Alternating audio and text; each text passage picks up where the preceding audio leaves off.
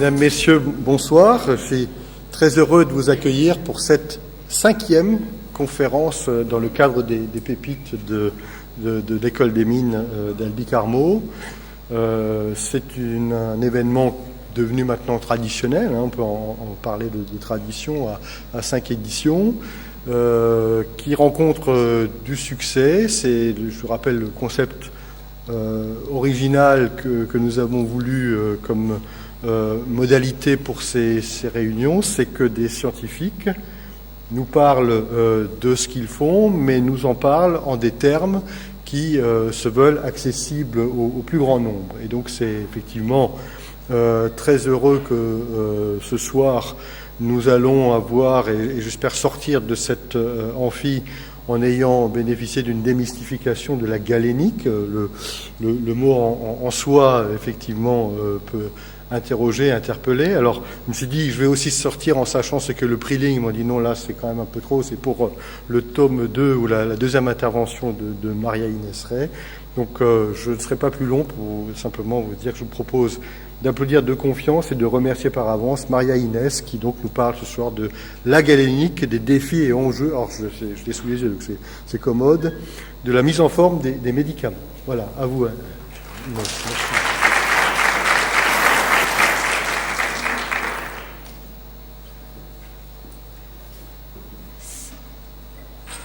C'est juste comment je passe à l'écran.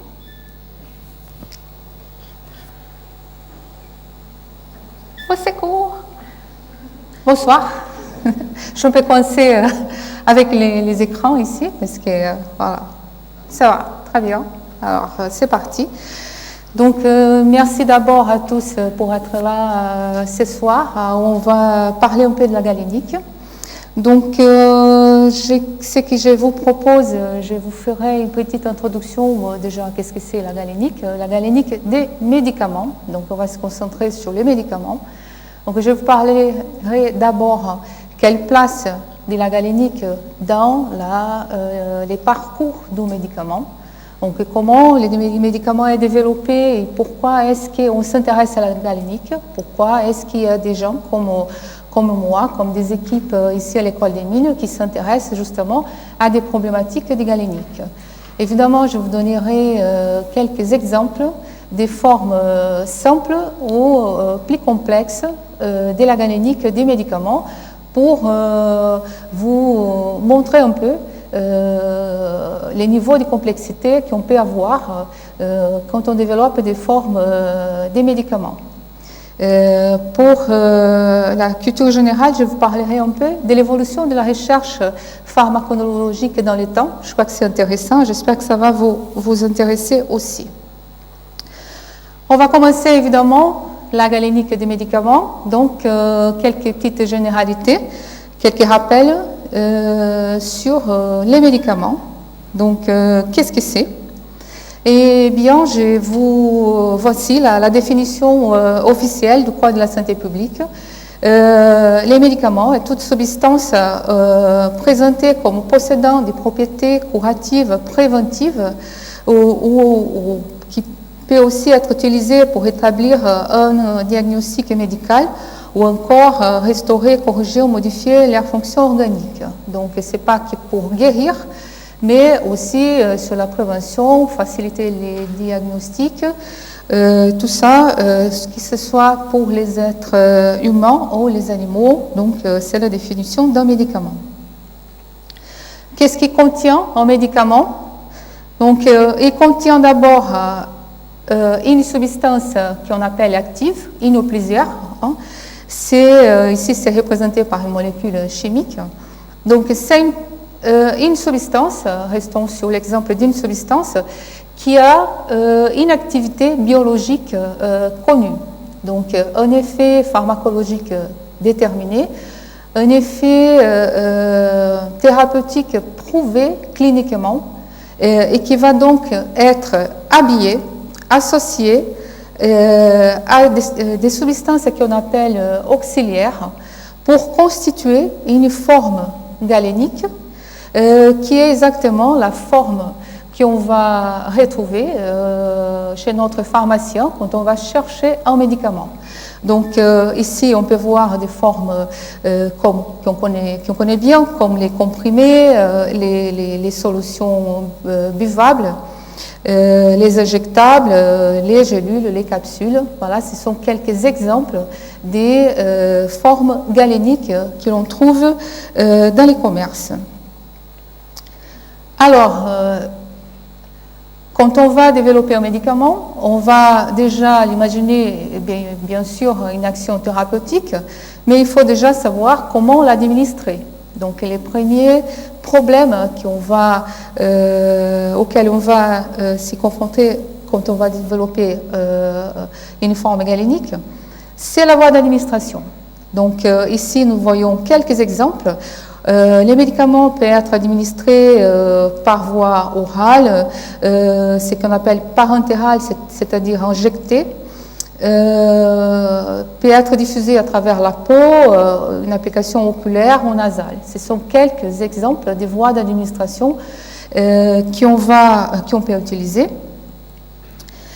Évidemment, pour ces voies d'administration différentes, on a tout un choix des formes liquides ou solides qu'on va utiliser pour l'effet recherché. Donc ici, c'est un exemple de la diversité des formes qu'on va pouvoir développer. Et là commence déjà le travail d'un galéniste. Ça veut dire quel médicament, pour quelle voie d'administration, quelle forme je vais proposer. Et ça dépendra, par exemple, si on recherche une action immédiate ou une action qui peut être prolongée dans le temps. Donc, si on a un médicament à être administré pour un cas d'urgence, bien évidemment, on ne va pas donner un comprimé et attendre 20 minutes, une demi-heure pour avoir l'effet. On fait une injection vasculaire. Donc là, on a une action immédiate. Pour cela, vous imaginez bien, on ne va pas introduire un comprimé par cette voie-là. Donc, il va falloir faire une formulation liquide. Puisqu'on l'injecte dans l'organisme, il faut avoir aussi des aspects de sécurité respectés. Par exemple, il faut que ça soit stérile. Voilà. Donc, tout ça, on commence à réfléchir au moment où on imagine, on va administrer un médicament, par quelle voie d'administration, et déjà quelles sont les contraintes qu'on peut avoir selon la voie. Je reviendrai sur quelques exemples pour vous donner une idée de cette démarche. Mais avant, la petite parenthèse histoire de la galénique. Je pense que c'est intéressant de voir, on va arriver à la complexité d'aujourd'hui, comment on mène une recherche galénique, mais à savoir que ça s'est fait depuis très longtemps et pourquoi, comment ça a évolué dans le temps. Donc, je commence par la définition classique de la galénique. Vous avez compris, c'est l'art ou la science d'associer des substances qui vont avoir un effet dans l'organisme à un tas de substances auxiliaires qui vont l'habiller pour pouvoir justement la présenter à l'organisme. À l'origine du mot galénique, on trouve Galien.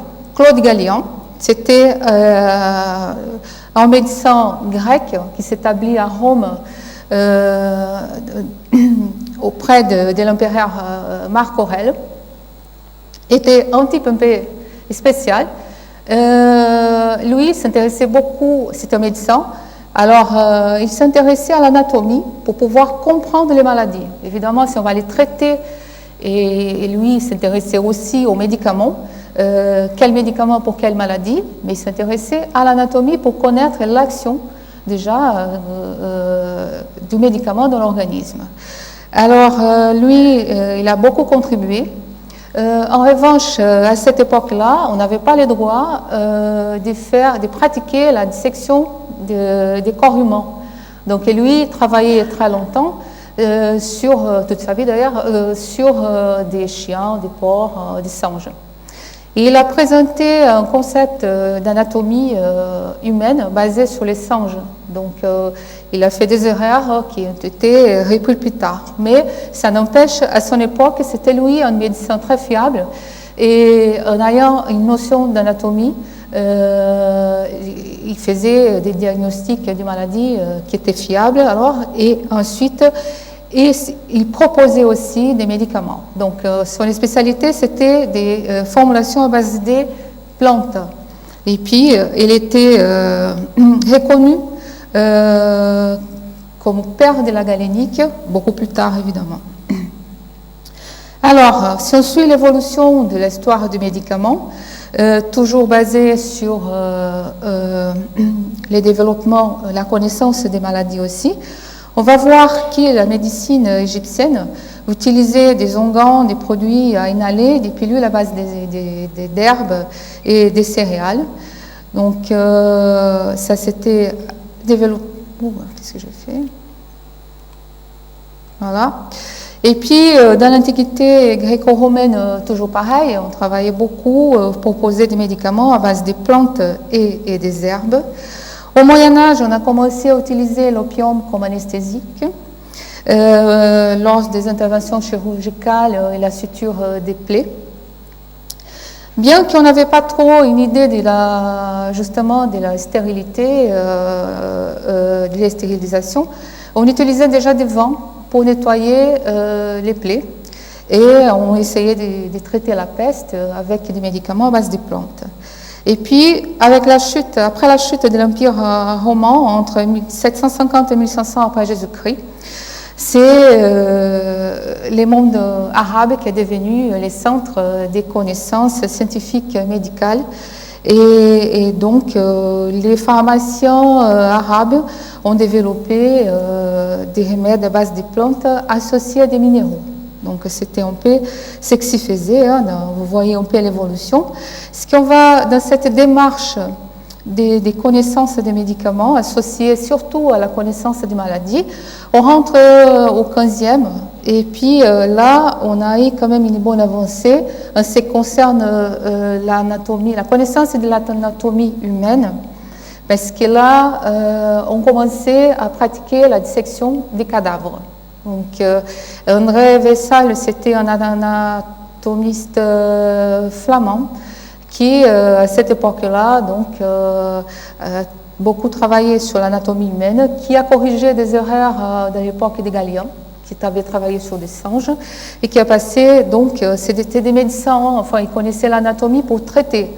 Donc, l'idée, c'était d'adapter ces médicaments à base des plantes et des herbes qui s'utilisaient beaucoup à cette époque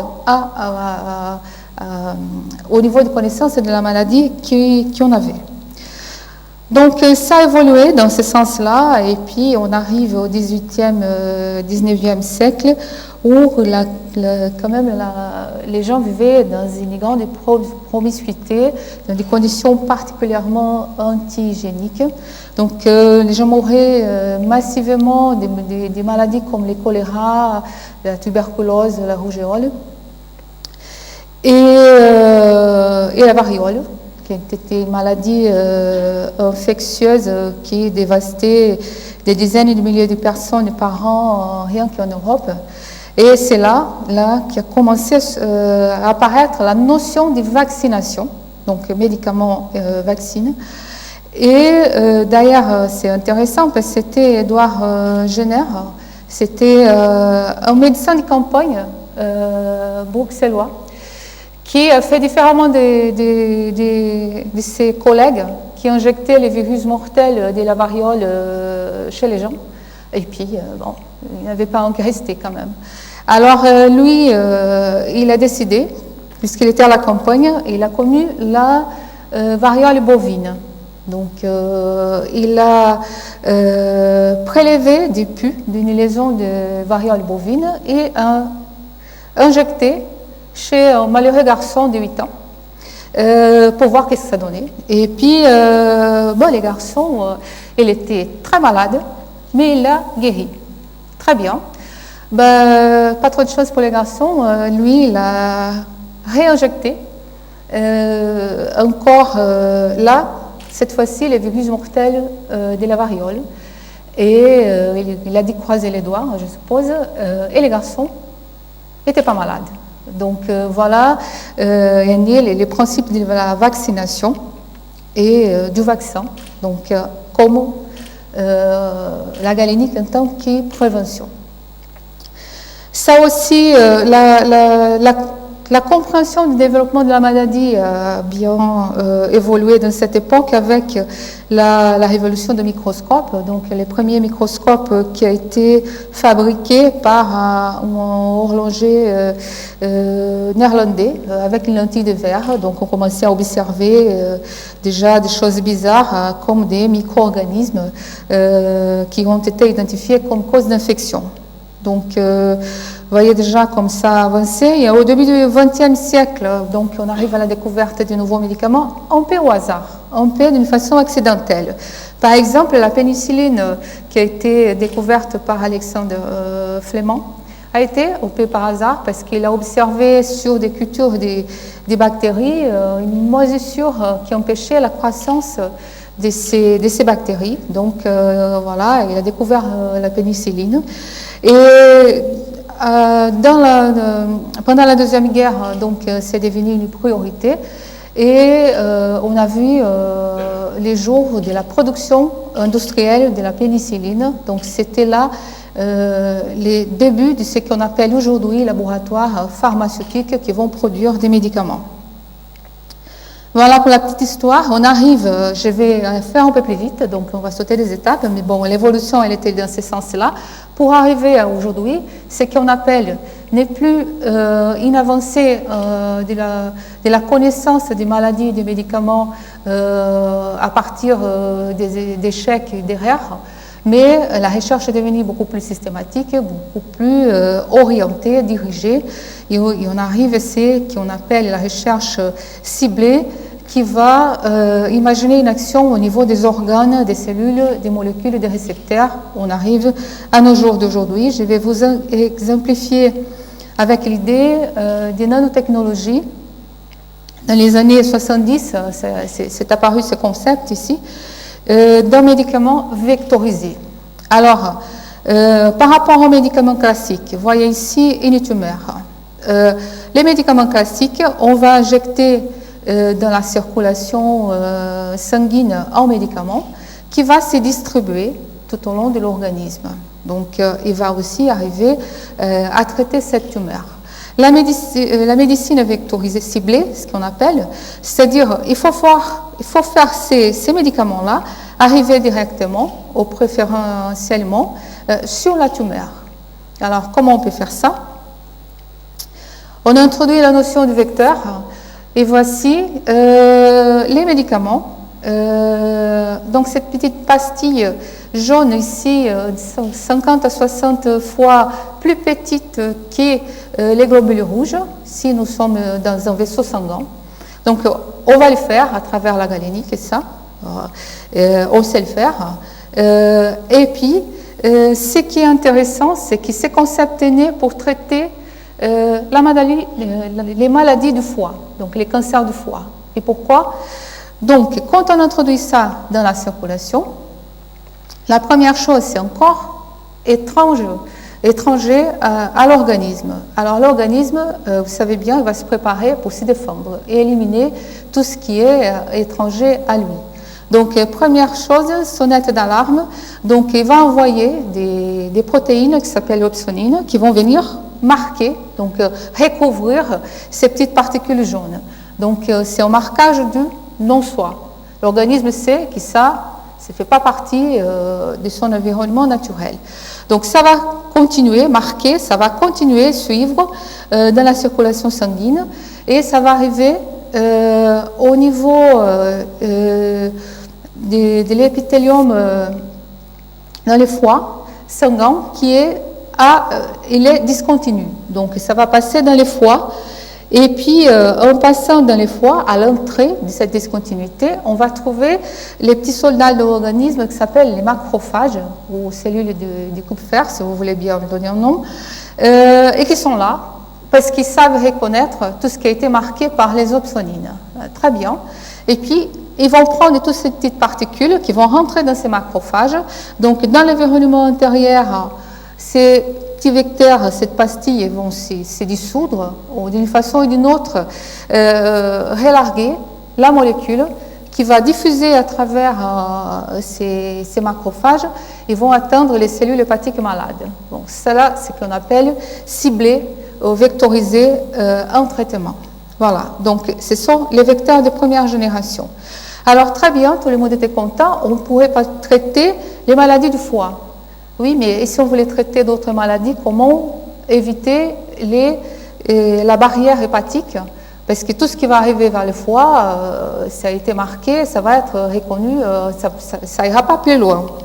Alors, les chercheurs ont développé la deuxième génération. Ça veut dire ce qu'on va faire ici. On va greffer ces petits cheveux qui vont en réalité empêcher que les marqueurs viennent les marquer. Donc les opsonines ne peuvent plus reconnaître ces vecteurs. Donc c'est-à-dire on travaille sur des interactions. Hein, donc ici on va greffer ces segments qui sont pour donner on appelle le nom du segment hydrophile.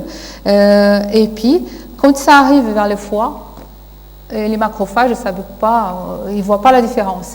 Et ça passe directement, ça continue, ça suit son cours dans la circulation sanguine jusqu'à trouver, parce que la nature nous aide, tous les tissus qui sont malades, qui ont une inflammation, une infection ou une tumeur, ils présentent une certaine discontinuité de l'épithélium. Et donc, ces petites particules, elles arrivent et ils vont trouver ces tissus-là. Bon, très bien, c'est comme ça qu'on peut traiter d'autres organes que le foie en faisant ce qu'on appelle ici des vecteurs furtifs, c'est-à-dire ils ne sont pas reconnus par les macrophages de l'organisme. On peut faire encore mieux que ça. Alors, ça veut dire, comme je dis, ça peut aller dans d'autres organes, d'autres cellules, d'autres tissus. Mais on peut quand même donner un ticket d'entrée et dire vous allez à cet spectacle-là. Donc on va mettre ce qu'on appelle des ligands, on va les greffer ici, et ils sont toujours furtifs, on va les greffer en tête des ligands qui vont reconnaître les cellules malades. Je donne un exemple, on fait des ligands où ici c'est de l'acide folique et les cellules cancéreuses elles reconnaissent l'acide folique. Donc, elles ont des récepteurs, ce qu'on appelle pour l'acide folique. Donc, ces petits vecteurs ils sont décorés d'acide folique, ils vont trouver directement les cellules cancéreuses. Donc, voilà, c'est les 3 générations de vecteurs pour vous donner l'idée de quand on est parti de l'Antiquité où on connaissait, c'était l'évolution sur la connaissance de l'anatomie pour voir un peu quel type de médicaments développer pour adapter un traitement à base des plantes, des minéraux, etc., etc. Et on arrive aujourd'hui à imaginer comment on va en réalité habiller les principes actifs, mais aussi lui donner la bonne voiture pour arriver au bon endroit et s'égarer où on veut qu'il fasse dans l'organisme. Voilà, c'est un peu la recherche orientée, dirigée, programmée d'aujourd'hui. Donc, chercher un nouveau médicament, c'est pas si simple que ça, on n'a pas fini l'histoire. Je dirais, c'est comme chercher une aiguille dans une meule de foin. Alors, pas tout à fait, plus précisément, je vais vous dire que c'est plutôt chercher 2 aiguilles dans 2 meules de foin et vérifier si elles correspondent. Alors, pourquoi ? Dans un processus pathologique, il faut identifier un point d'attaque. Donc, on va identifier justement les points d'attaque où on va agir pour modifier l'évolution d'une maladie. Et il faut trouver une molécule capable de justement influer sur ce point d'attaque au point d'avoir un impact sur l'évolution de la maladie. Vous voyez, il faut avoir cette correspondance-là. Donc, c'est ça, chercher un nouveau médicament. Vous voyez que ce n'est pas si simple que ça. Donc, j'ai introduit juste la notion de marge thérapeutique, c'est-à-dire on prend un médicament, il faut ce qu'on appelle l'effet thérapeutique.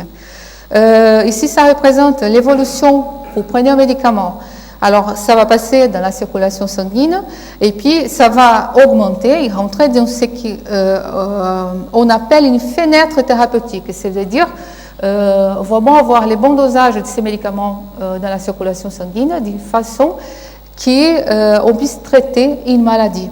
Voilà. En dessous, on n'a pas d'efficacité. Et quand on en a trop, ça peut être toxique, il va y avoir des effets secondaires, etc., etc. Donc, quand on développe un médicament, il faut prévoir ici, connaître la variation de la concentration de cette molécule dans la circulation sanguine tout au long du temps pour être dans cette fenêtre efficacité et non-toxicité. Voilà. Donc, on va revenir un peu sur les aspects du développement des médicaments. On a déjà dit des principes actifs qui vont être habillés par des substances auxiliaires et va arriver un jour chez notre pharmacien. Très bien, ça passe par un procédé d'industrialisation, c'est-à-dire qu'il faut pouvoir générer ces capsules qu'on va trouver sur le marché, par exemple. Donc, pour être produit industriellement, il faut une autorisation de mise sur le marché de médicaments l'industriel va préparer un dossier où il va montrer que c'est sûr, efficace, etc. Et ensuite, ça va être autorisé en France, c'est par l'Agence française de sécurité sanitaire des produits de santé qui lui donne l'autorisation, selon des critères de qualité, sécurité, efficacité, d'y mettre ces produits sur le marché. Voilà, la démarche. Et puis, on peut la voir ici, l'idée, mais avant que ça arrive chez notre pharmacien, il y a tout un cycle d'environ 12-13 ans. Vous vous rendez compte, 12-13 ans pour développer un médicament. Alors, je dirais ici, je vais parler de 3 étapes, donc plutôt où on va retrouver notre galénique. La découverte des nouvelles molécules, imaginez-vous là, on est dans les meules de foin. Il faut imaginer l'attaque, les processus pathologiques, la molécule qui peut donc agir sur ce point d'attaque. On est sur une sélection des molécules capables donc de jouer ce rôle-là. Ensuite, on a identifié très bien, là on peut travailler, on passe de ce qu'on appelle la recherche préclinique. Une fois identifié cette molécule dans la deuxième meule de foin, il va falloir être sûr qu'on va pouvoir justement revenir sur une forme galénique. Comment on va la présenter à l'organisme, et on va commencer d'abord à connaître toutes ses caractéristiques, par exemple la stabilité, la pureté, comment on peut la manipuler, est-ce que ça tient au cours des années, si je vais la produire. Et on va rentrer dans la phase de la recherche préclinique. On va tester l'action. Bon, on va commencer sur des cellules et puis on va arriver chez l'animal. Donc on va tester ici déjà les devenirs de cette molécule dans l'organisme animal. Et on va imaginer, parce que la phase suivante s'est passée chez l'homme, c'est quelle la forme galénique la plus adaptée, c'est quelle la voie d'administration la plus adaptée. Et ça, on va arriver à ça en regardant d'abord comment cette molécule est absorbée, comment elle est éliminée, elle est métabolisée chez l'animal.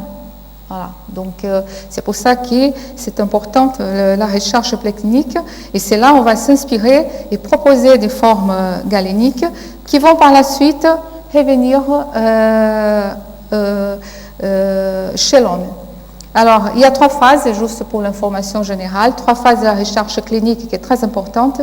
Donc, la première phase, on va sur des volontaires sains, aucune maladie, c'est juste administrer la molécule et vérifier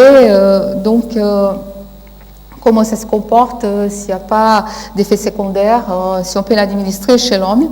Ensuite, on va passer à des patients malades, donc des petits groupes, des personnes où on va vérifier vraiment surtout les rapports dose-efficacité.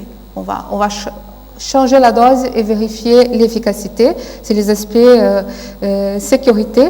Et puis ensuite, on va passer à des groupes beaucoup plus importants, des gens malades aussi, qui vont on va s'assurer de la posologie, de comment utiliser ces médicaments. Et puis après, si tout va bien, bon, après on va passer sur une démarche plutôt réglementaire, administrative, que je ne vais pas détailler, mais juste pour dire, vous voyez ça, tous ces cycles-là, c'est une molécule, un médicament ici, qu'on arrive à ça avec un démarrage d'environ 10 000 molécules. Donc, c'est pour ça qu'il ne faut pas trop perdre de temps ni d'argent, parce que ce processus est très cher. C'est que quand on va s'intéresser à la galénique, il faut vraiment bien imaginer quelle est la meilleure forme de présenter cette molécule pour ne pas perdre vraiment des années qu'on doit investir encore en ce qui concerne la recherche clinique. Donc, les industries pharmaceutiques, avant, ne s'intéressaient qu'à la découverte de nouvelles molécules, faire arriver sur le marché les nouvelles molécules. Ils se sont rendus compte que de plus en plus, les molécules ne sont pas très sympathiques que ça. Et il faut vraiment travailler beaucoup la partie de la galénique et de la présence de cette molécule pour réduire les probabilités d'échec en arrivant ici à présenter un médicament. Voilà, maintenant on va passer peut-être regarder un peu plus le devenir de médicaments dans l'organisme. Je vous donnerai par la suite quelques exemples aussi des formes galéniques qu'on peut utiliser. Donc on va parler de la gestion à la réponse pharmacologique et quelques pistes comment on va travailler pour améliorer justement les chances du succès d'un médicament autour de la galénique. Et j'introduirai aussi les exemples, ce qu'on peut faire ici à l'école des mines. Voilà. Je prends un médicament tout simple. Donc, en comprimé, on l'avale, on ne le voit plus, mais qu'est-ce que ça va passer par la suite? Donc, jusqu'à arriver à son action, ce n'est pas si simple que ça. Il faut d'abord qu'il puisse... Je vais essayer de... Alors, si je me souviens... Vous passez les petits films. Alors, voilà, on a avalé les médicaments, ça va, ça avance. Il faut que ces médicaments puissent déjà être conduits à l'estomac. Donc, vous voyez là un processus où il va absorber les fluides biologiques. Ça va se désintégrer et donc ça va se dissoudre. Parce qu'il faut qu'il libère les principes actifs qui va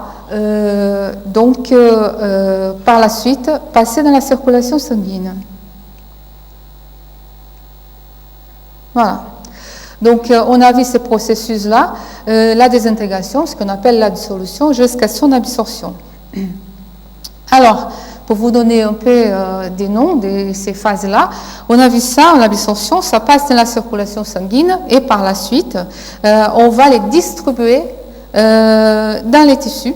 Donc, c'est la distribution de l'organisme, la métabolisation et puis l'élimination de ce qui n'a pas été utilisé ou ce qui a été métabolisé. Et ensuite, on peut également les dresser, comme je vous ai dit, au récepteur pour avoir ce qu'on appelle la réponse thérapeutique. Donc, ce qu'on appelle une phase pharmacocinétique, c'est que l'organisme fait avec les médicaments, et puis une phase pharmacodynamique, c'est que les médicaments font avec l'organisme. Voilà, on ne va pas parler de ça. Ça veut dire, c'est surtout dans ces phases-là où on intervient quand on a des problèmes à régler ou pour améliorer une formulation galénique. Par exemple, on peut favoriser la dissolution, ici. On peut augmenter la solubilité de la molécule dans les fluides biologiques, c'est important pour que ça soit absorbé. On peut contrôler justement cette vitesse de libération de principes actifs à l'organisme ou cibler les récepteurs, comme je vous ai dit, l'exemple de l'acide folique de tout à l'heure. Alors, je rentre dans les processus juste pour vous donner un exemple de la complexité qu'il fait un comprimé peut avoir, c'est-à-dire qu'il faut de la science derrière, il faut des connaissances techniques et scientifiques. Donc, on part en principe actif les excipients qu'on va associer pour faire un comprimé. Voilà, donc on fait ici la représentation d'un processus de compression.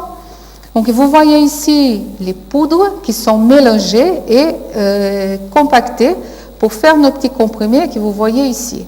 Donc les caractéristiques de ces poudres, de ces mélanges, est très important pour qu'on puisse s'assurer que ces médicaments puissent par la suite suivre ce que vous avez vu dans les petits films, se désintégrer, libérer les principes actifs et qu'ils puissent s'y dissoudre. Donc ça dépend des caractéristiques des poudres. Je ne rentrerai pas dans les détails techniques, mais ça vous donne quand même un bon exemple qu'on a des poudres qui ont ce qu'on appelle une mauvaise coulabilité, vous voyez, ça ne coule pas, ou des poudres qui ont une bonne coulabilité. Donc ces caractéristiques physiques des poudres vont avoir un impact très important sur la forme, comme on va faire ici, les mélanges et les caractéristiques, par exemple, des compressions. Donc ça dépendra de la forme, de la morphologie illustrée ici par ces différentes formes des particules qui peuvent répondre aussi en partie, ces différents types peuvent expliquer ces différents types de comportements qu'on voit illustrer ici. Voilà.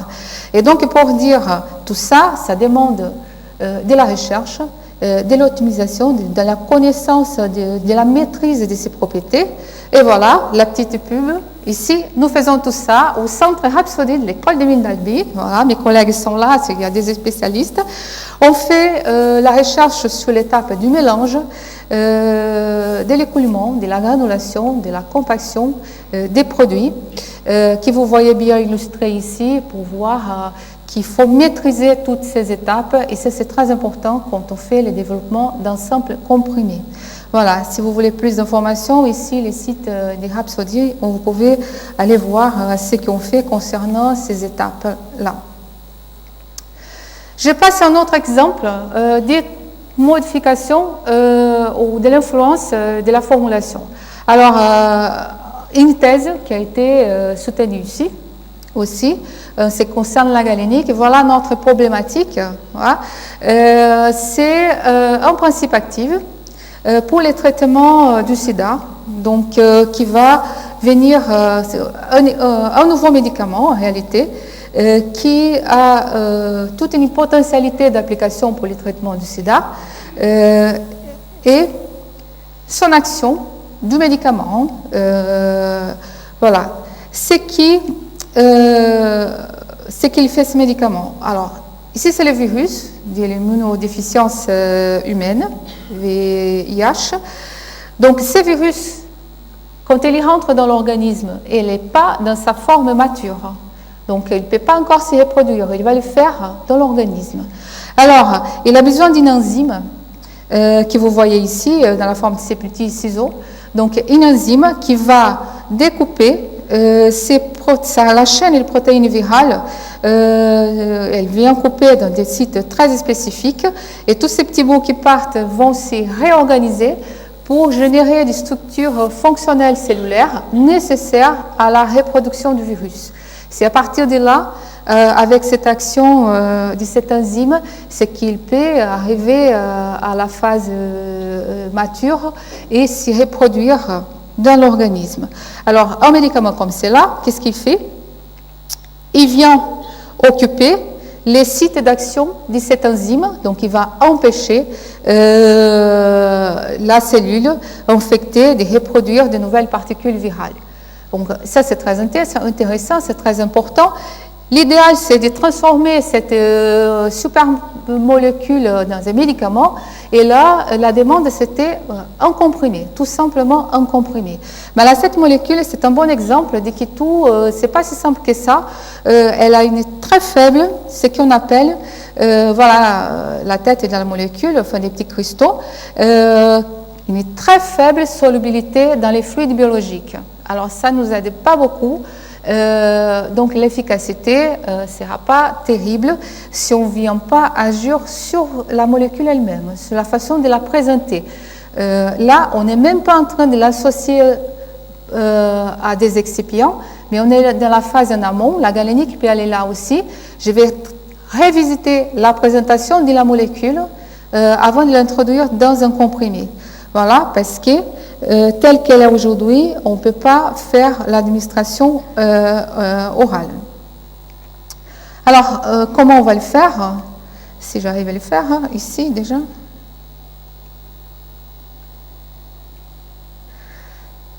Alors, c'est qui? C'est ça là. Voilà. Ça marche? Oui. Voilà, donc c'est une ingestion orale et cette molécule, elle est soluble dans le pH acide, donc on va optimiser le relargage dans l'estomac pour qu'elle puisse ici pénétrer justement la muqueuse gastrique où, dû à sa grande solubilité dans l'estomac, qu'elle puisse être absorbée plutôt dans l'estomac parce que dans l'intestin, elle n'est pas soluble, donc elle ne pourra pas être vraiment absorbée. Si elle n'est pas absorbée là, elle va va suivre tous les schémas du tube digestif, donc passer par les foies, être métabolisée, et puis après, elle sera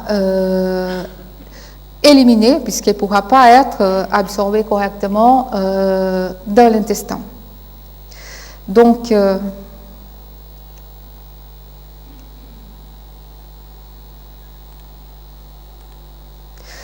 voilà. Alors, je ne vais pas rentrer dans tous les détails, mais pour dire que dans cette thèse ici, développée à l'école des mines d'Albi, nous avons donc retravaillé ces principes actifs. Donc, c'est un schéma d'un procédé quand on développe ce genre de recherches. On prend ces principes actifs, on va les solubiliser, développer un procédé où on les fait recristalliser sous la forme des cristaux avec des caractéristiques bien contrôlées. Donc, c'est important de pouvoir suivre la modification de cette molécule, ce qu'on est en train de faire. Je ne vais pas détailler, mais il y a tout un tas de caractérisations importantes qu'il faut maîtriser quand on est en train de transformer cette molécule pour arriver à modifier sa forme, sa taille, et voir ici ce qu'on appelle in vitro, c'est un essai qu'on fait au laboratoire. On va simuler les milieux gastriques et on va accompagner la quantité des principes actifs qu'il y a dessous en fonction du temps. Donc ça a marché, notre stratégie. Vous voyez ici les cristaux de départ avec une solubilité très, très faible dans le temps. Et puis, en faisant ces modifications, bon, il y a plusieurs façons de les faire. Et vous pouvez voir ici qu'on arrive quand même à augmenter cette cinétique de dissolution dans l'intestin. Ce qui était important pour pouvoir poursuivre les développements d'un comprimé. Alors, la galénique est une science en constante évolution. Et on va donc sur d'autres exemples encore, des recherches de formes galéniques plus performantes et plus pratiques pour améliorer l'efficacité, soit l'absorbance, soit la cinétique des dissolutions. Donc tout à l'heure, je dis qu'on a pris une molécule, on a augmenté sa solubilité dans le milieu gastrique. Maintenant, on parle d'un principe actif qui est sensible au pH acide. Donc au contraire, si c'est dissous dans les pH acides, on va les dégrader, il faut l'éviter. Donc il faut l'amener dans l'intestin. Oui. Qui fait ça? C'est la galénique. Donc ici, qu'est-ce qu'on fait? On fait ce genre de modifications. Ces principes actifs, il est habillé ici. Donc on va les recouvrir justement de ce qu'on appelle une substance auxiliaire, qui est un polymère et qui n'est soluble que dans l'intestin. Ça veut dire, il va passer, et là c'est une représentation en pH acide, il va passer par l'intestin et il est à l'intérieur de ces sphères, et donc il est protégé du pH acide, et il va pouvoir, en revanche, cette couche ici va s'y dissoudre dans l'intestin, et là il pourra être solubilisé et absorbé. Voilà ce qu'on peut faire. On va les conduire où on veut à partir d'une simple ingestion orale. Vous voyez là à l'intérieur de cette couche, les petits cristaux qui restent à l'intérieur, bien protégés ici du pH acide. Voilà. Donc ces particules, on peut les introduire dans des comprimés, c'est que vous voyez par exemple, enfin, des comprimés qu'on voit de forme classique, mais à l'intérieur il y a toutes ces petites billes qui ont déjà cette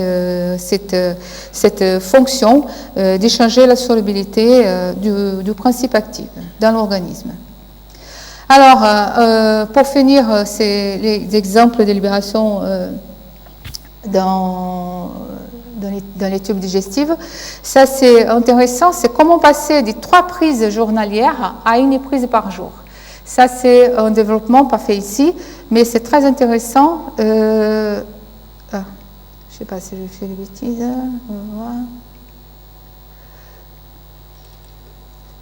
C'est mon dernier film. Donc là, nous avons une capsule.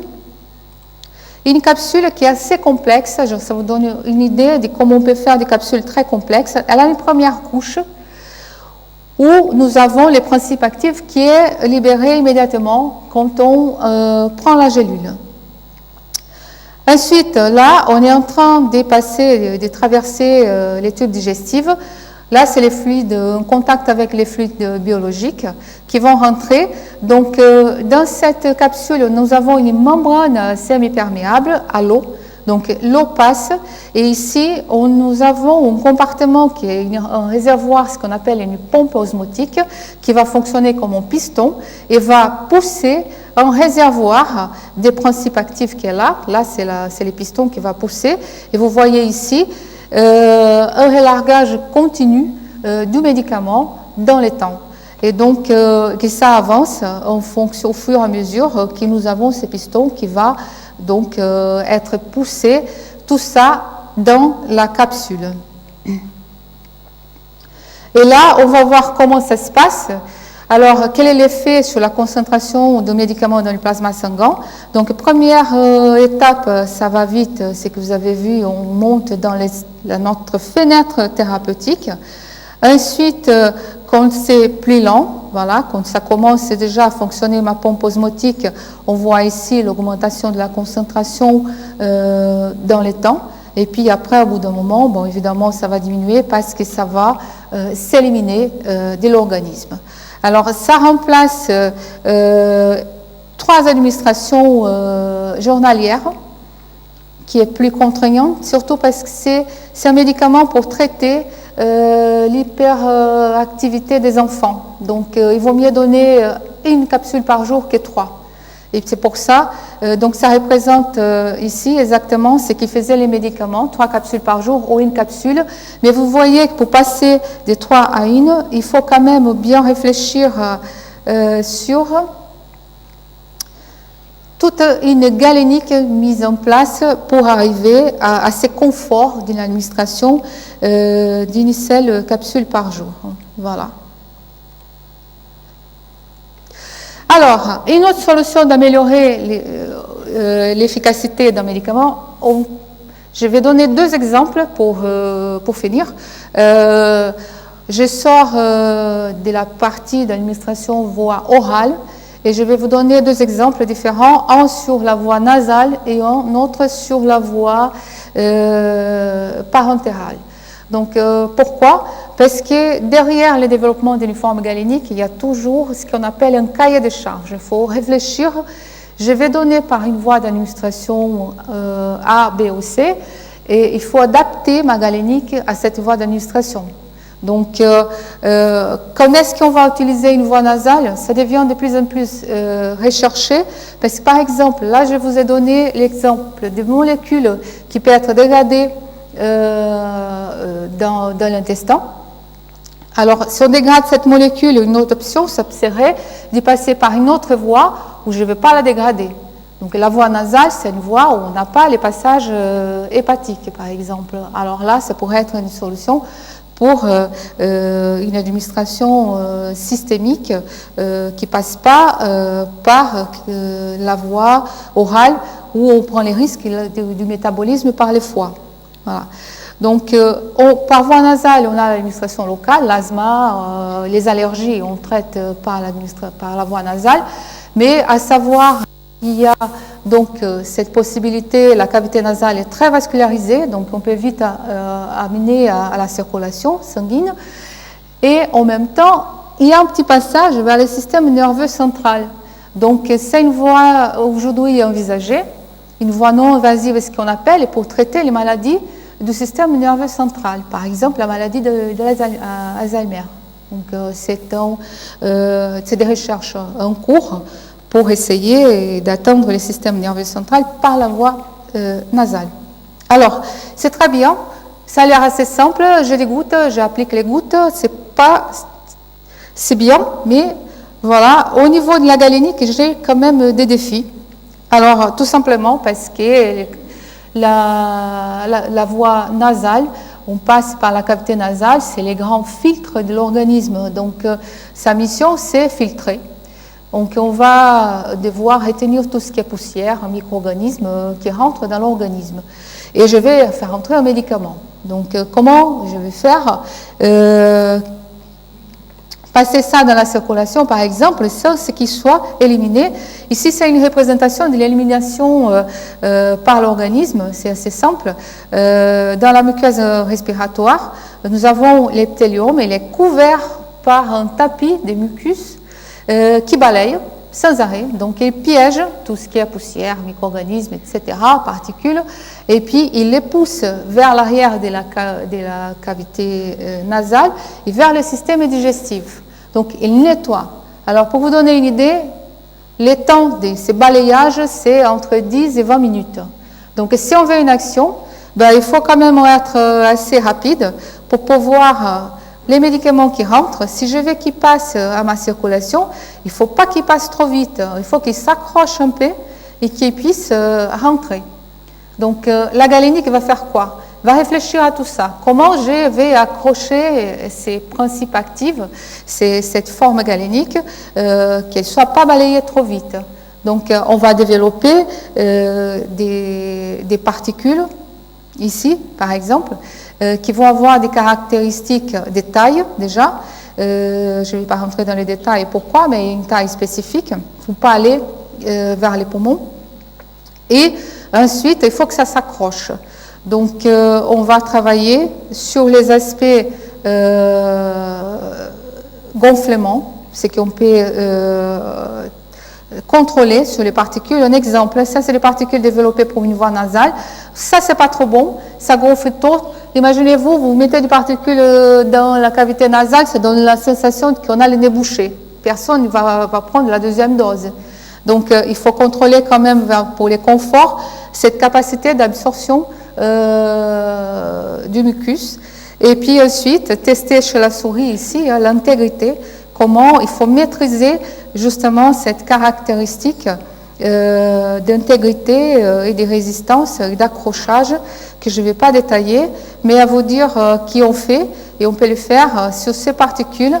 On va prendre ici, c'est les principes actifs, les rouges qui est accroché, c'est des particules qui sont utilisées pour du vaccin.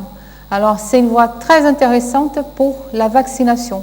Mais voilà, si je vais utiliser comme un véhicule pour vaccin, il me faut passer toutes ces contraintes-là et également maîtriser les caractéristiques et de façon qu'elle va rentrer. Donc ça, c'est une coupe histologique pour vous montrer. Ça, c'est la recherche. La recherche que je ne détaille pas ici, mais ça vous donne une idée des caractéristiques des particules solides que nous maîtrisons, qui est testé chez l'animal pour valider, et puis avoir qui une particule qui est accrochée. Il faut pouvoir la suivre sur des études aussi. Là, c'est toujours chez l'animal pour voir si c'est efficace. Tout ça avant d'arriver à l'étape suivante qui est chez l'homme. Voilà. Donc, l'effet souhaité ici, c'était de faire... ça, c'était une thèse. Donc, c'était des particules qui ont été développées suivant cette galénique très spécifique qui viennent ici sur la membrane. Elles vont absorber le mucus, ici, les liquides. Donc, elles vont d'abord gonfler. Ensuite, ils vont se dissoudre et vont libérer les principes actifs qui vont rentrer dans la membrane. Voilà, ça vous donne une autre idée. Et je crois que c'est mon dernier exemple. On va voir sur ce qu'on appelle des implants. Alors, on peut l'utiliser pour des implants qu'on veut garder dans l'organisme, par exemple sous-cutané pendant très longtemps. On peut faire des implants qui vont de 3 mois à 1 an, 2 ans, pour les hormones, par exemple, les contraceptifs. Donc, on introduit ces particules, on les laisse très longtemps. Et là, c'est des implants, c'est plus intéressant, c'est les biodégradables. Ça veut dire qu'on ne va pas faire une intervention chirurgicale pour les sortir. Alors, il faut mieux qu'ils soient petits, qu'ils puissent être appliqués par une simple piqûre et qu'ensuite, on ne pense plus. Voilà, ils vont se dissoudre, se désintégrer dans l'organisme au fil du temps. Donc, qu'est-ce qu'on maîtrise, nous, pour faire ça? On maîtrise un procédé, c'est juste illustré ici. On va prendre les molécules qui nous intéressent, les principes actifs qu'on mettra dans l'implant. On va les mettre dans cette gouttelette qui est représentée ici avec nos polymères. Je reviens à la notion de substance auxiliaire. Donc là, on va utiliser des polymères biodégradables. Et puis on les mettra, on disperse dans l'eau. Et on fait ce qu'on appelle une émulsion, c'est-à-dire des petites gouttelettes d'une phase dans l'autre. Et on fait une extraction du solvant qui est à l'intérieur. On maîtrise tout ça pour avoir ici des très belles particules, comme vous voyez ici, contenant un principe actif qui est dispersé là-dedans. Donc, qu'est-ce qu'on fait?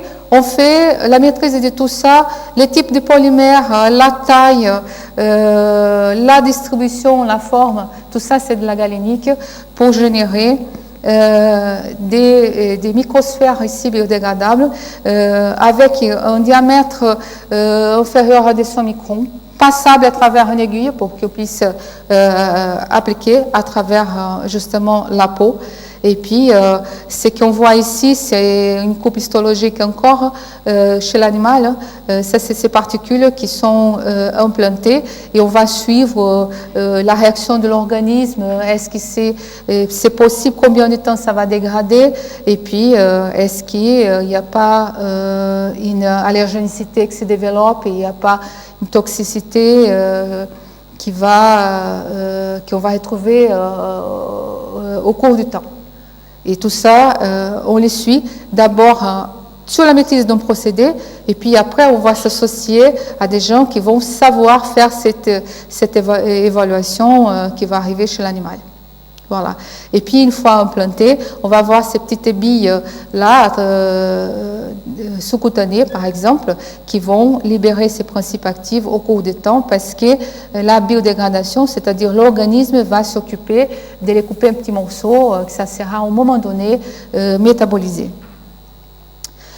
Et voilà, donc ce que je vous ai dit, la galénique est une science en constante évolution. J'ai essayé de vous présenter ici quelques exemples assez variés, de donner un peu une idée quel genre de problématiques on peut traiter en parlant de galénique. Et puis, ça vous donne ici une idée. On a une molécule, c'est là notre intérêt. Après, c'est la transformer dans un médicament. Et ici, je représente d'une façon assez simplifiée toute la complexité. Vous voyez, les simples comprimés. Vous avez vu que c'est pas si simple que ça. Il faut quand même maîtriser certaines propriétés pour pouvoir arriver à un bon produit. On peut faire des comprimés beaucoup plus élaborés avec l'exemple que je vous ai donné là, des petites particules qu'on va introduire là-dedans et qui ont déjà été élaborées dans une phase précédente. Et on peut faire tout ça, vous voyez, je ne vais pas développer, mais c'est des particules assez particulières, assez bizarres, mais tout ça, il y a quand même un savoir-faire derrière, il y a surtout un cahier de charges. Je reviens à mon idée de cahier de charges. Qui, par exemple, ces genres de particules sont nécessaires pour une application pulmonaire. Je ne vais pas vous raconter la petite histoire, mais ça veut dire qu'on sait ce qu'on cherche. Et c'est là la recherche plus ciblée de la galénique vers une médecine plus aussi systématique et efficace. Et 2 mots pour finir ça, on fait ça, je vais vous en donner des exemples ici à l'École des Mines, dans notre laboratoire de recherche ici même, mais nous avons également une plateforme technologique galénique avancée, toujours rattachée à cette école, mais basée à Castres. Alors, c'est une plateforme qui permet justement de développer certaines formes originales galéniques, et ça, on les fait, c'est un projet région, c'est un projet structurant, développé, porté par l'École des Mines à Albi avec l'État-région, l'agglomération de Castres-Mazamet et Castres-Mazamet Technopole. C'est un projet structurant du pôle de compétitivité cancer biosanté. Et puis, qui a un caractère assez innovant, nous avons fait une étude de marché à l'époque, en avril 2009, pour montrer qu'il n'y avait pas ce genre de structure encore en France, qui a une particularité, c'est déjà un réseau des compétences scientifiques. Vous avez vu, pour faire la recherche, pour faire de la bonne galénique, il faut des compétences scientifiques. Il faut des compétences scientifiques assez complémentaires et variées. Donc, nous sommes ici dans les génies de procédés. On associe le génie de la formulation et on va jusqu'à la chimie de synthèse. Et on est allé chercher nos collègues toulousains, donc voici nous, Rhapsody, avec des laboratoires toulousains qui vont compléter nos compétences. Et ensemble, on va réfléchir à des demandes industrielles, des présentations, au développement des nouvelles formes galéniques. Voilà. Et tout ça, on les fait dans un nouveau plateau, un nouveau laboratoire à Castres, sur les sites de Causse, où nous avons construit un laboratoire de 400 mètres carrés avec des conditions adaptées pour manipuler des principes actifs, donc représenter un contrôle de l'atmosphère, de l'environnement pour pouvoir travailler avec des principes actifs, donc dans toutes les conditions d'hygiène et sécurité. Et nous avons donc des équipements assez intéressants pour développer certaines formes galéniques. Donc, je ne vais pas rentrer dans les détails non plus, mais juste, nous avons des procédés différents, de faire des formes galéniques à partir du liquide et du solide. Et puis, nous avons des moyens de caractérisation. Je vous ai montré que c'est important aussi quand on développe, savoir dans quelle étape on est et pouvoir mesurer l'effort de recherche que nous faisons, parce qu'on veut les faire bien et vite. Et puis, la plateforme est encore, ce qui est intéressant, un lieu de rencontres, d'échanges entre le monde académique et les acteurs industriels. Donc, c'est assez animé. Nous avons des rencontres biannuelles entre chercheurs industriels pour discuter des problématiques galéniques, quels sont les besoins aujourd'hui de l'industrie, quelles sont les dernières avancées en recherche de nos labos, mais pas que de nos labos. Nous invitons des gens aussi d'autres labos en France. Et puis, nous avons des journées d'information pour traiter une problématique ou une autre bien précise, la plupart aussi sous la demande industrielle. Voilà. Et je vous invite à aller sur notre site Internet pour avoir beaucoup plus de détails sur ce qu'on peut faire, ce qu'on fait à cette plateforme galénique à Castres. Voilà. Et je vous remercie pour votre attention.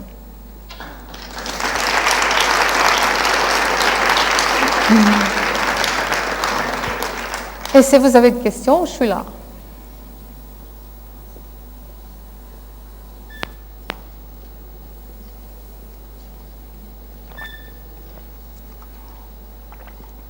Je ne vous ai pas fait peur avec ma galénique.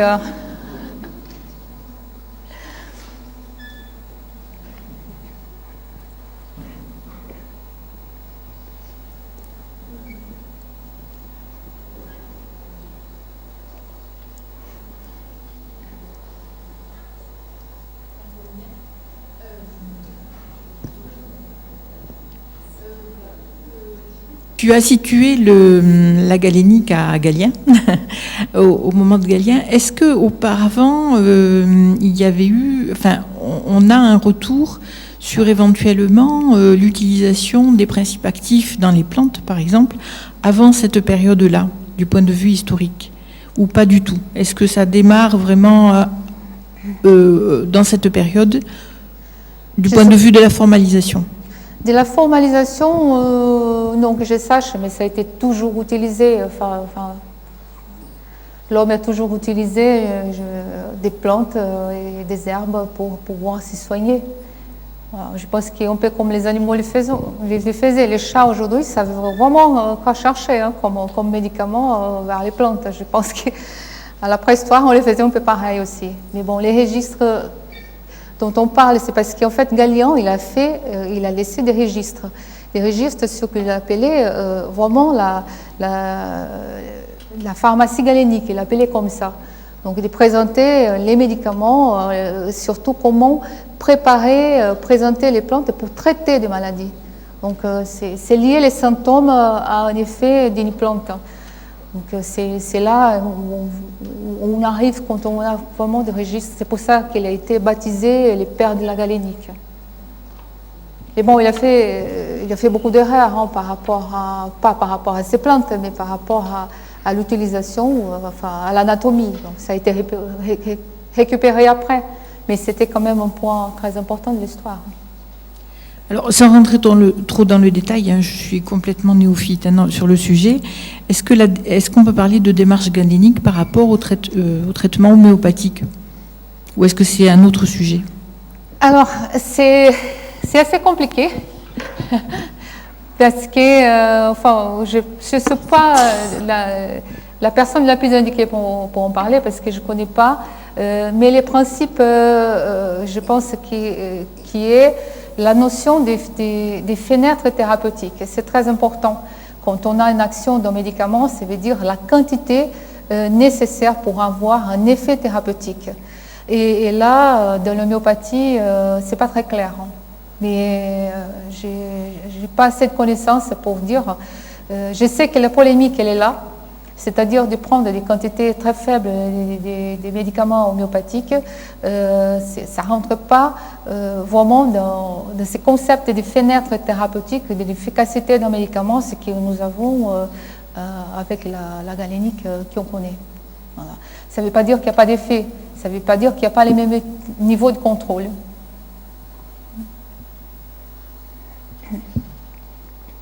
Oui, moi j'aurais une question.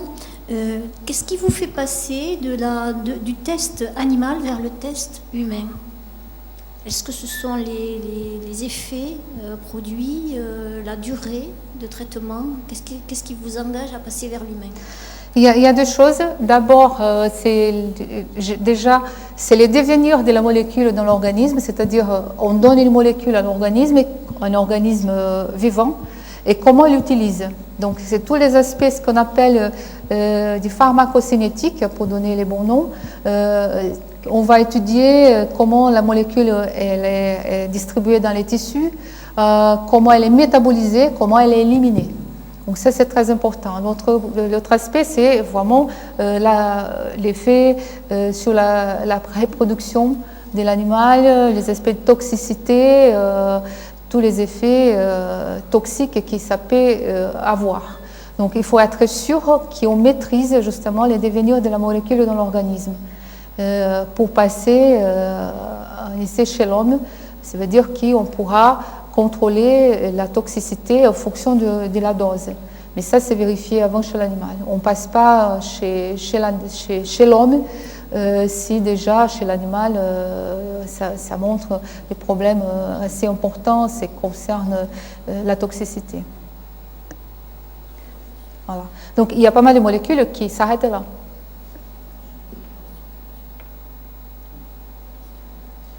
Une question par rapport aux médicaments génériques. J'ai toujours entendu parler, certains qui en prennent beaucoup de médicaments, ils ne veulent pas des génériques parce qu'ils ne les trouvent pas bons. Enfin, ils trouvent qu'ils n'ont pas le même goût que les médicaments traditionnels. Qu'est-ce qu'il en est réellement? Les mêmes goûts, vous avez dit? Oui, ils trouvent qu'ils n'ont pas le même goût, ils ne sont pas agréables à prendre.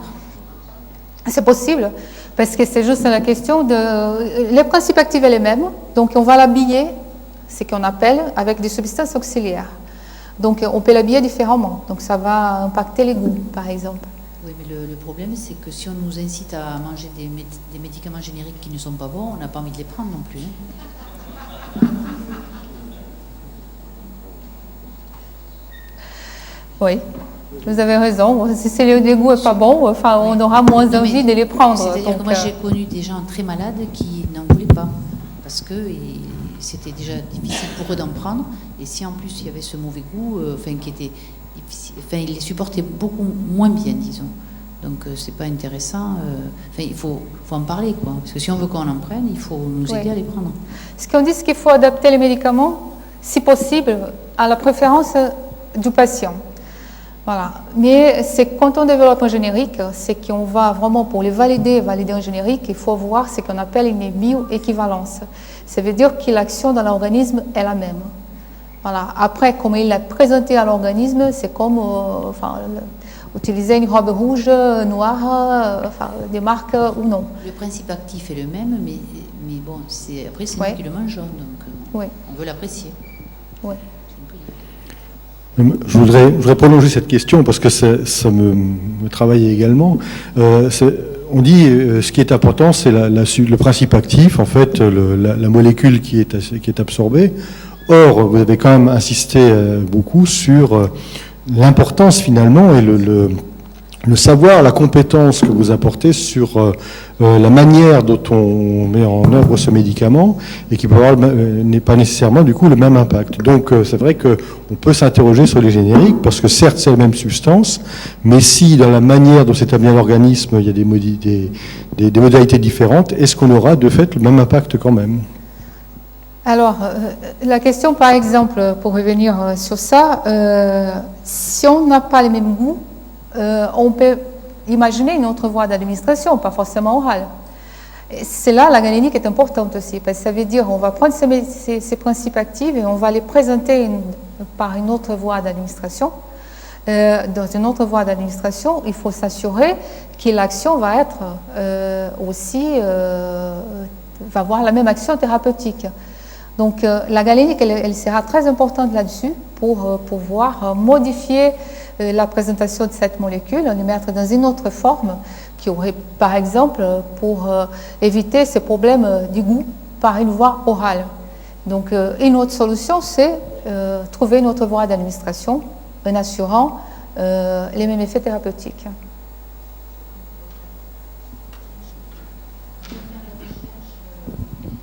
Oui. Je ne vous entends pas bien là. Oh. Ouais.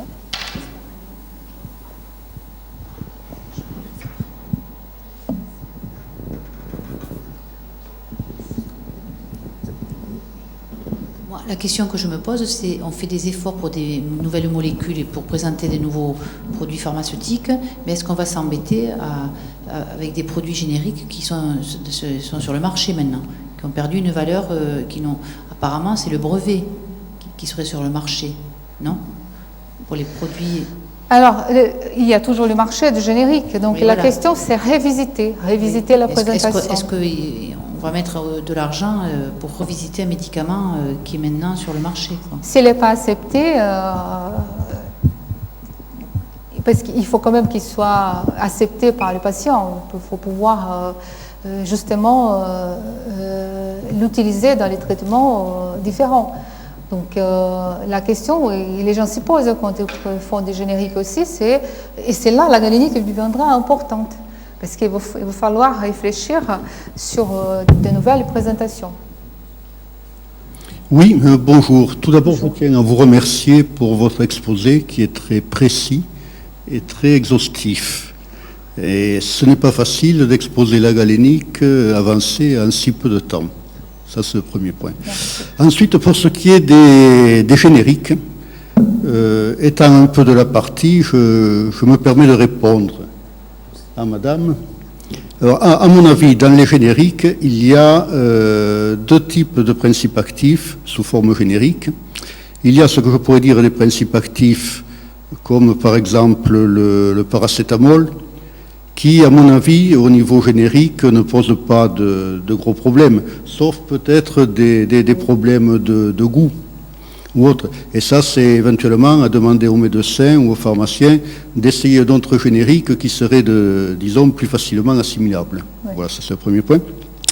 Par contre, je pense qu'après, il y a un certain nombre de principes actifs mis sous forme générique. Je pense entre autres à des produits comme par exemple les hormones thyroïdiennes qui sont utilisées pour des personnes qui ont été opérées de la thyroïde, comme substitut, disons, de la thyroïde.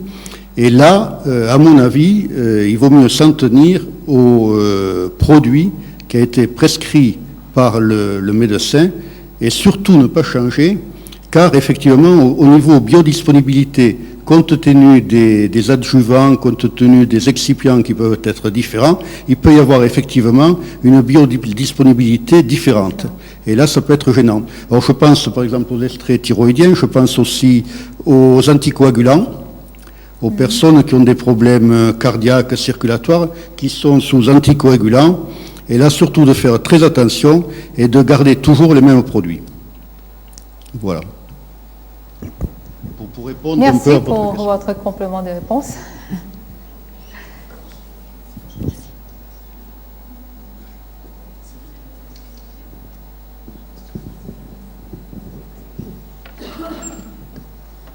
Je voulais vous parler de cas de personnes qui sont dans l'obligation de traiter plusieurs pathologies et qui donc doivent assimiler divers traitements, donc des molécules très différentes.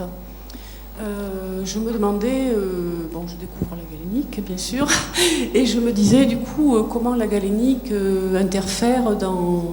joue un rôle dans sa capacité à donner à l'organisme d'assimiler ces différentes molécules comme il se doit, afin de traiter ces différentes pathologies qui sont nombreuses donc chez les personnes âgées, puisque c'est quand même la population qui ingère le plus de médicaments. Et du coup, là, je me posais la question de la galénique et de son effet sur ces différentes molécules qui doivent cibler des maladies différentes. Je ne sais pas si je suis claire dans ma question. Je n'ai pas trop compris la question, si c'était la galénique pour les personnes âgées aussi. Oui, c'est ça, hein? c'est ça, oui. D'accord. Voilà. Lorsqu'il y a différentes molécules, différentes pathologies à traiter, différents médicaments, donc des molécules extrêmement différentes, quoi. Voilà. Je peux difficilement vous expliquer plus en détail. Il y a des médicaments qui peuvent associer des molécules dans les médicaments, dans un seul médicament. Mais évidemment, il faut toujours s'associer. Ici, c'est dans les développements, pendant les développements du médicament, il faut s'assurer des interactions. Alors, qu'il n'y ait pas des interactions entre deux molécules qui ont pu rentrer dans une même formulation. Ça, c'est la recherche de base. Il faut le faire parce que sinon, on peut changer la réponse thérapeutique d'une molécule qui va interagir avec l'autre. C'est la même chose quand on va développer des médicaments. Il y en a qui, on ne peut pas les prendre avec le repas parce qu'on va avoir aussi un effet de biodisponibilité, ce qu'on appelle à l'organisme qui est différent parce qu'il y a des interactions qui vont se faire avec la nourriture. Donc tout ça, c'est dans la phase de développement du médicament. Il faut savoir dans quelles conditions, justement, on peut assurer l'effet thérapeutique qu'on espère qu'il va avoir. Alors, pour les personnes âgées déjà, aussi comme pour les enfants, c'est des patients où on va choisir des formes galéniques et que ce soit plus adapté. Par exemple, les personnes âgées peuvent avoir des problèmes déglutition. C'est-à-dire, on a du mal à avaler des comprimés. Et on ne peut pas couper des comprimés enrobés. C'est-à-dire, c'est quand on a, par exemple, pour une protection gastrique, on a une couche d'un polymère qui a l'action, on peut séquer la molécule, la particule que j'ai montrée. Si on les coupe, parce que c'est plus agréable, mais bon, là, l'effet, ce n'est plus le même. Donc, on va adapter, on va passer sur d'autres formes galéniques. Donc, on va vers du liquide, que ce soit plus facile d'utiliser. En ce qui concerne le choix de la forme déjà. Voilà. Pour l'enfant, c'est pareil. Ensuite, on prend beaucoup de médicaments. C'est pour une personne âgée. Ce qu'on peut faire pendant le développement de médicaments, ce qu'il faut faire, c'est savoir quelles sont les interactions à éviter. Ben là, ce sera aux médecins, au moment de prescrire, de voir vraiment les médicaments qu'il va associer pour éviter les interactions indésirables. Voilà. Donc, ce soit il y a des médicaments où on les associe volontairement parce qu'il y a une synergie d'effets entre deux molécules, il vaut mieux les mettre ensemble, ou alors, soit pour la forme, on va l'adapter, par exemple, forme liquide pour les personnes âgées. Mais à part ça, c'est une personne qui prend 10 médicaments par jour.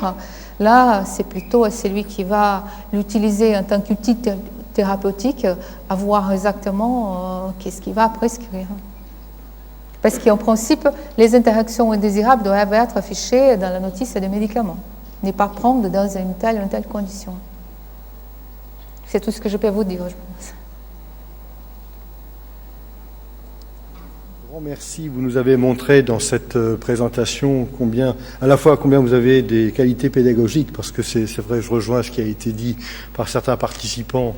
On est quand même sur un sujet qui n'est pas simple et de bout en bout, on a vraiment parfaitement compris et eu la possibilité de voir, de comprendre et d'assimiler ce que sont les domaines, les préoccupations sur lesquelles vous travaillez avec toute l'équipe que vous avez mentionné et rappelé tout à l'heure. Vous avez montré aussi combien vous êtes passionné par le sujet et combien vous êtes sur des sujets importants et porteurs pour l'avenir. Donc vraiment, au nom de tous les participants, Maria-Inès, grand merci pour cette présentation. Bravo.